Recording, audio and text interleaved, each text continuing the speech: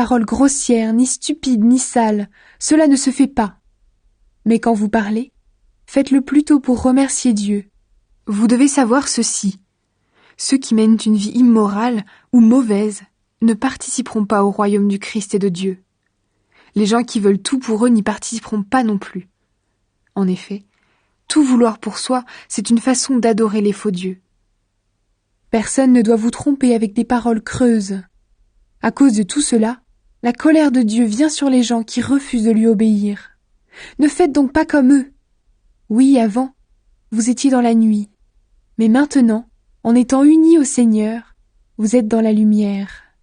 Vivez comme des gens qui appartiennent à la lumière. Ce que la lumière produit, c'est toute action bonne, juste et vraie. Cherchez ce qui plaît au Seigneur. Les actions qui appartiennent à la nuit ne produisent rien de bon. N'y participez pas. Au contraire, dénoncez-les. Oui, ce que ces gens-là font en cachette, on a honte d'en parler. Pourtant, quand on dénonce ce qu'ils font, leurs actions apparaissent en pleine lumière. En effet, tout ce qui apparaît clairement devient lumière. C'est pourquoi on dit « Réveille-toi, toi qui dors. Lève-toi du milieu des morts, et le Christ t'éclairera de sa lumière. » Faites bien attention à votre conduite. Ne vivez pas sans réfléchir. Vivez plutôt comme des sages qui savent profiter du temps que Dieu leur laisse. Les jours que nous vivons sont mauvais. C'est pourquoi ne soyez pas stupides, mais comprenez bien la volonté du Seigneur. Ne buvez pas trop de vin, la boisson pousse les gens à se détruire. Mais soyez remplis de l'Esprit Saint. Ensemble, dites des psaumes, des hymnes, des cantiques qui viennent de cet esprit. Chantez la louange du Seigneur de tout votre cœur. Remerciez Dieu le Père toujours et pour tout, au nom de notre Seigneur Jésus-Christ. Les relations entre maris et femmes. Obéissez les uns aux autres par respect pour le Christ, les femmes à leur mari comme au Seigneur. En effet, le mari est le chef de sa femme, comme le Christ est le chef de l'Église. Le Christ est le sauveur de l'Église qui est son corps. Comme l'Église obéit au Christ, les femmes doivent obéir pour tout à leur mari. Mari, aimez votre femme comme le Christ a aimé l'Église. Il a donné sa vie pour elle, afin qu'elle soit sainte. Il l'a rendue pure par l'eau et par la parole. Il a voulu que l'Église se présente devant lui pleine de gloire, sans tache, sans ride, sans aucun défaut. Il a voulu qu'elle soit sainte et sans reproche. À son tour, un mari doit aimer sa femme comme il aime son corps. Aimer sa femme, c'est s'aimer soi-même. Non, personne n'a jamais détesté son corps. Au contraire, on le nourrit, on en prend soin, comme le Christ le fait pour son Église. Est-ce que nous ne faisons pas partie du corps du Christ ? Dans les livres saints, on lit « C'est pourquoi l'homme quittera son père et sa mère pour s'attacher à sa femme, et les deux deviendront comme une seule personne. » Ce mystère est grand, et moi je vous dis qu'il s'agit du Christ et de l'Église. Mais il s'agit aussi de vous. Chacun doit aimer sa femme comme lui-même, et la femme doit respecter son mari. Les relations entre enfants et parents. Enfants, obéissez à vos parents comme le Seigneur le veut. C'est votre devoir.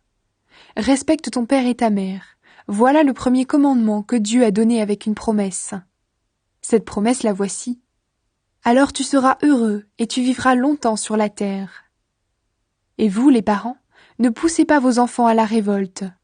Mais pour les élever, corrigez-les et donnez-leur des conseils qui viennent du Seigneur. Les relations entre esclaves et maîtres. Esclaves, obéissez à vos maîtres sur la terre avec beaucoup de respect, d'un cœur sincère, comme vous obéissez au Christ. Ne les servez pas seulement quand ils vous surveillent, comme pour plaire à des hommes. Mais obéissez comme des serviteurs du Christ, qui font de tout leur cœur ce que Dieu veut. Servez vos maîtres de bon cœur, comme si vous serviez le Seigneur et non des hommes. Vous le savez, ce que chacun fait de bien, il le retrouvera près du Seigneur, qu'il soit esclave ou homme libre.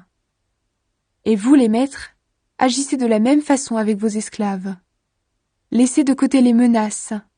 Vous le savez, vous et eux, vous avez le même maître dans les cieux, et lui, il ne fait pas de différence entre les gens. Prendre les armes de Dieu. Enfin, devenez forts avec la force très puissante du Seigneur. Prenez avec vous toutes les armes de Dieu, pour pouvoir résister au piège de l'esprit du mal.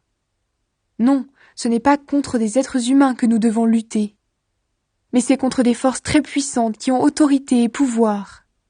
Nous devons lutter contre les puissances qui dirigent le monde de la nuit, contre les esprits mauvais qui habitent entre le ciel et la terre. C'est pourquoi prenez toutes les armes de Dieu. Ainsi, dans les mauvais jours, vous pourrez résister, et après avoir bien lutté, vous resterez debout. Alors debout, prenez la vérité comme ceinture, mettez la justice comme cuirasse. Prenez comme sandales l'ardeur pour annoncer la bonne nouvelle de la paix. Toujours et partout, prenez le bouclier de la foi. Avec lui, vous pourrez éteindre les flèches brûlantes de l'esprit du mal. Recevez aussi le casque du salut et l'épée de l'Esprit Saint, c'est-à-dire la parole de Dieu. Priez sans cesse. Faites toutes vos prières et vos demandes par l'Esprit Saint. Soyez bien attentifs et priez toujours fidèlement pour tous les chrétiens. Priez aussi pour moi, afin que Dieu mette sa parole dans ma bouche. Alors j'annoncerai avec courage le mystère de la bonne nouvelle. Je suis le porte-parole de la bonne nouvelle, et pour elle, je suis attaché avec des chaînes. Priez pour que je parle avec courage comme je dois le faire. Salutations. Je veux que vous aussi, vous connaissiez ma situation et ce que je fais.